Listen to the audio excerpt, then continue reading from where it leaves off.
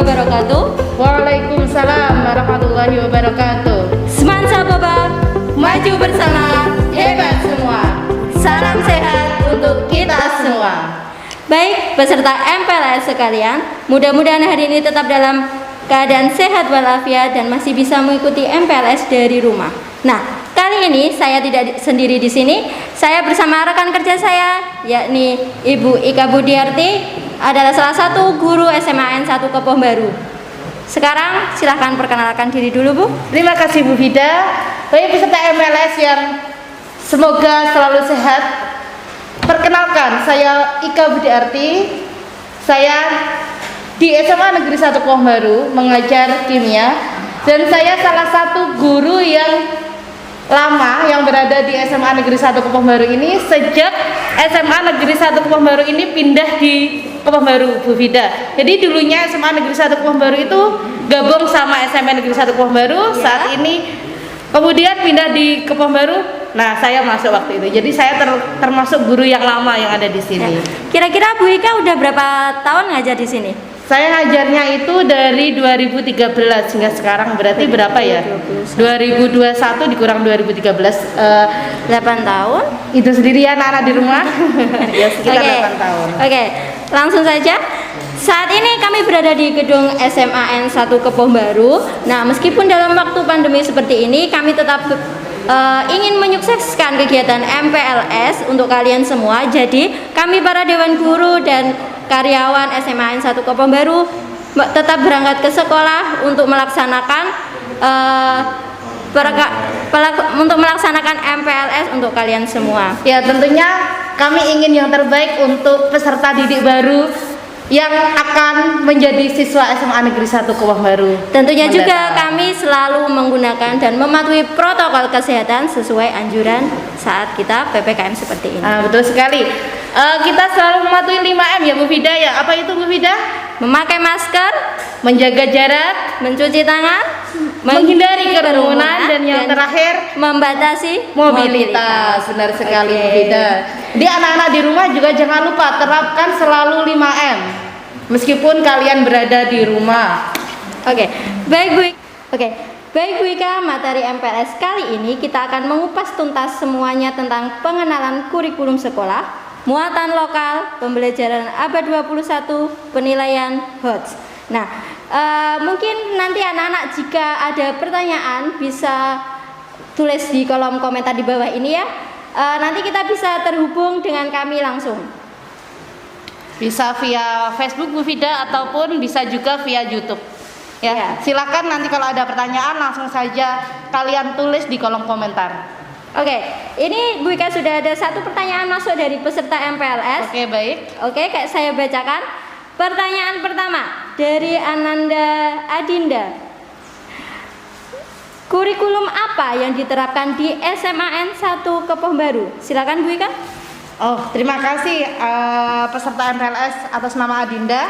Jadi SMA Negeri 1 Kepoh Baru itu kurikulum yang diterapkannya adalah kurikulum K13 Bu Vida. Ya. Tetapi pada masa pandemi Covid saat ini kita tetap mengacu pada kurikulum K13, tapi kita tetap mematuhi aturan dari Menteri, yaitu pembatasan pembelajaran sesuai dengan PPKM darurat ini.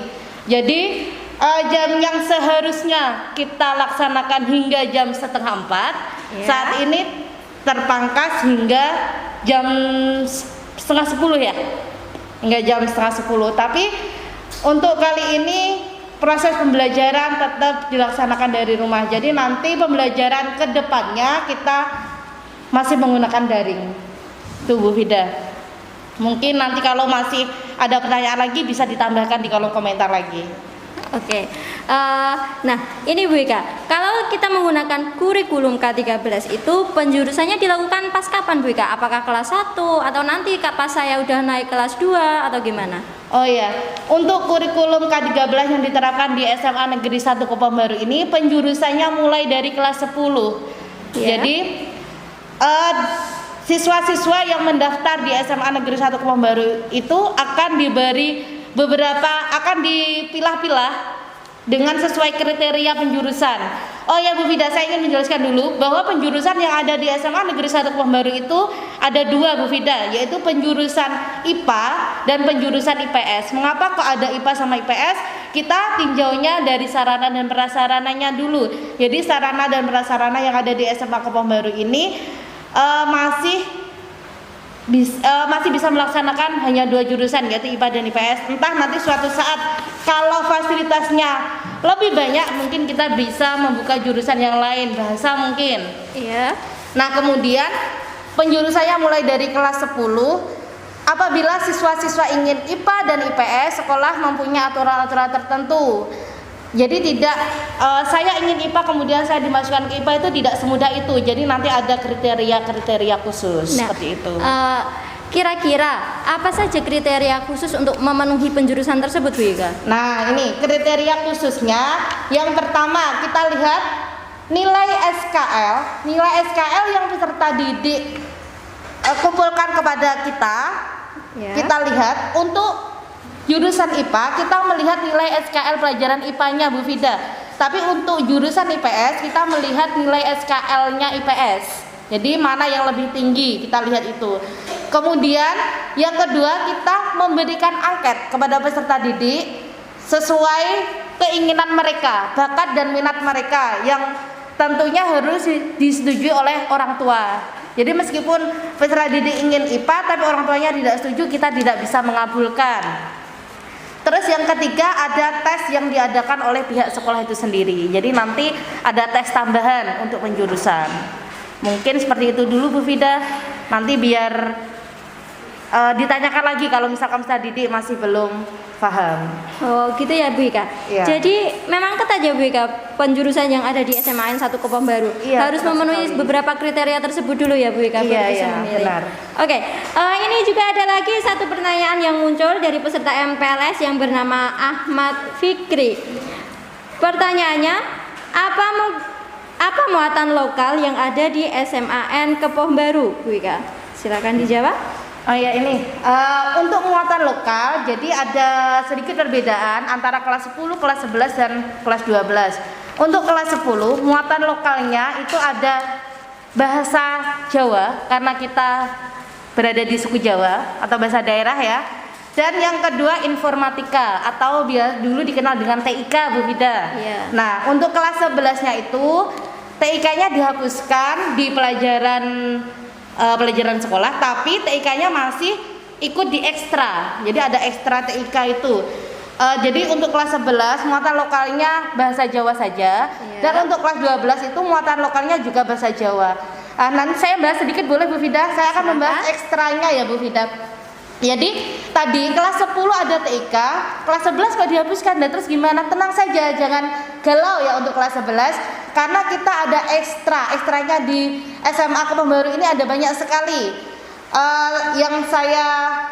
Yang kita unggulkan yaitu ekstra informatika atau lebih bahasa kerennya desain grafis Bu Fida. Iya. Jadi nanti kita mengharapkan alumni dari SMA Negeri 1 Kepong Baru itu meskipun mereka tidak melanjutkan ke perguruan tinggi, mereka sudah mempunyai bekal untuk survive di masyarakat. Jadi mereka bisa mendesain misalkan kaos, misalkan nanti souvenir seperti itu Bu Fida. Dan ada juga ekstra tata boga. Nah, untuk cewek-cewek yang suka masak, saat ini nggak hanya cewek lah ya Bu Fida yang suka masak, cowok banyak. Jadi untuk peserta didik yang ingin mengembangkan bakatnya di bidang masak-memasak bisa ikut ekstra tata boga. Selanjutnya ekstra qiraatul Quran dan tahfidzul Quran. Jadi bagi mereka yang kelas SMP-nya sudah hafalan Al-Quran, di sini bisa diteruskan Bu Fida. Jadi kita bisa mengajarinya qiraatul juga itu. Kemudian tidak lupa juga pramuka sama PMR dan lain sebagainya, masih banyak sekali ekstranya. Nanti kalau kalian sudah ada di SMA Negeri 1 Kepong Baru ini, kalian bisa mempelajari ekstra-ekstra lebih lanjut Bu Fida. Iya. Mungkin itu dulu. Berarti istimewa sekali ya Bu Ika sekolah di SMAN 1 Kepong Baru. Selain kita mempunyai pengetahuan dari dalam atau pengetahuan secara umum tentang pendidikan, kita juga dibekali oleh bakat. Contohnya tadi desain grafis sama Yang satunya tata boga dan lain sebagainya. Nah, benar sekali Bu Fida. itu bisa menjadi bekal kita untuk terjun langsung ke masyarakat setelah lulus dari SMA N1 Kebonbaru. Oke, ini Bu Ika kelihatannya sudah ada pertanyaan yang masuk dari peserta MPLS. Pertanyaan selanjutnya yakni apa itu pembelajaran abad 21? Bu Ika silakan dijawab. Baik, terima kasih Bu Fida. Ini pertanyaannya sangat bagus ya. Kita merujuk lagi ke kurikulum K13 tadi ya anak-anak. Jadi kurikulum K13 tadi menyiapkan peserta didik untuk bisa mengikuti pembelajaran abad 21. Apa sih pembelajaran abad 21 itu? Yaitu pembelajaran yang mengintegrasikan kemampuan literasi, kecakapan pengetahuan, keterampilan dan sikap, serta pengasahan terhadap teknologi. Nah, pembelajaran abad 21 ini mempunyai beberapa kompetensi, diantaranya yaitu berpikir kritis atau memecahkan masalah, atau kita biasa menyebutnya dengan high order thinking skill. Dan yang kedua, berkreasi. Jadi pada pembelajaran abad 21 ini diharapkan peserta didik mampu berkreasi. Yang ketiga, komunikasi yang baik. Jadi diharapkan juga peserta didik mampu berkomunikasi yang baik tentunya Bu Fida. Semua orang bisa berkomunikasi, tapi tidak semua orang bisa berkomunikasi dengan baik. Dan yang terakhir, bekerja dalam tim. Jadi kurikulum pembelajaran abad 21 ini menekankan peserta didik untuk bekerja sama. Jadi dia tidak boleh individualisme seperti itu. Nah, apa sih yang harus dilakukan peserta didik? Yang pertama, dia harus selalu mempunyai rasa ingin tahu. Jadi dia nggak boleh langsung pasif, dia harus mencari tahu. Kalau ada sesuatu yang menarik, dia harus selalu mencari tahu. Yang kedua, harus berinisiatif. Misalkan ada suatu masalah Bu Fida, masalah A, dia harus punya gitu istilahnya, pemecahan, punya gimana caranya ini harus selesai gitu. Dia harus mampu berinisiatif. Yang ketiga tentunya kalau hanya inisiatif tidak tekun itu kurang ya Bu Fida.